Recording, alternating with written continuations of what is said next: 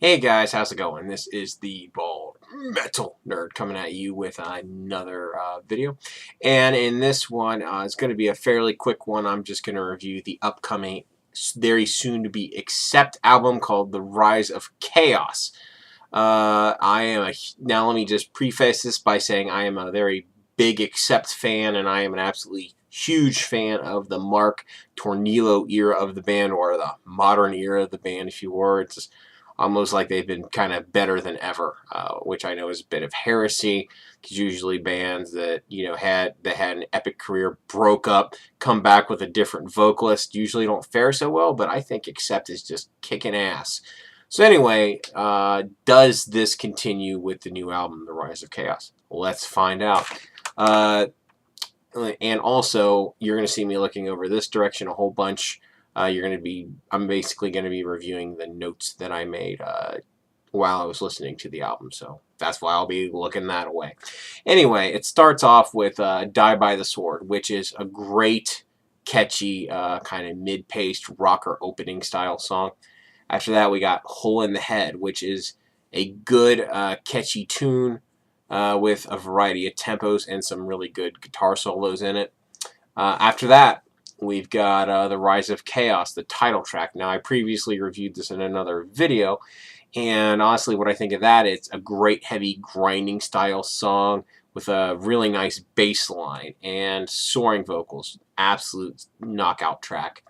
After that, we got Kool-Aid, which is a very anthemic stadium rocker type of song. After that, we got No Regrets, which is an epic rocker with a very kind of sweeping style sound. After that, we got Analog Man, and it's a bit of a cheesy, silly song. It has a very catchy sing-along style chorus in it. Now, I think that song was written to be a little silly and cheesy and tongue-in-cheek. I think that's intentional for the song. It's a little bit of a sore thumb, but it does pretty much fit in fairly well with the rest of the album. I do like it. After that, we got What's Done Is Done. It's a very rousing and catchy rocker. After that, we got Worlds Colliding, and it's a good, epic sounding song.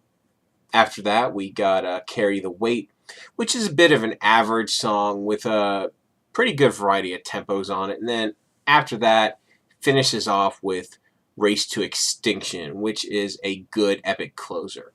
Now, overall, I gave this album, and I gave it an 82 out of 100. Which basically ranks it as a really good album, not quite great. It doesn't quite reach the levels of their previous 3 albums, at least on first listen. Now, my opinion may change over time, as I noticed during my first listen that there were elements in the songs that might be intriguing on further listens. So honestly, if I had to guess what my opinion will probably be in the future, I'd say maybe an 86 or 87. Of course, this is all subject to change, but that's what I estimate I'll probably eventually settle on as far as how good I think this album is. So regardless, it is a good album. Very good. It's not quite the level of greatness of the last 3, but it's still really, really good. So bottom line, should you buy this album? Well, if you are a big Accept fan, or if you're a fan of the Mark Tornillo era of the band, if you like their previous 3 albums, you'll like this album. You should get it. Now, does everybody have to own this thing? I wouldn't say everybody has to own it. It's not one of those landmark albums everybody must hear. Blind Rage, on the other hand, if you don't have it, go get it. Go, go, go. Anyway, it's good, but it's not quite as good. Now, do I think this is going to be a start of a trend of decreasing quality for the band? I would say probably not. The only reason I'm even bringing this up at all, because typically with most bands, this would be like a pretty good review. I'd say it was a really good album, blah, blah, blah. If you're a fan, get it. Typically, that's like a really positive thing. It's still positive.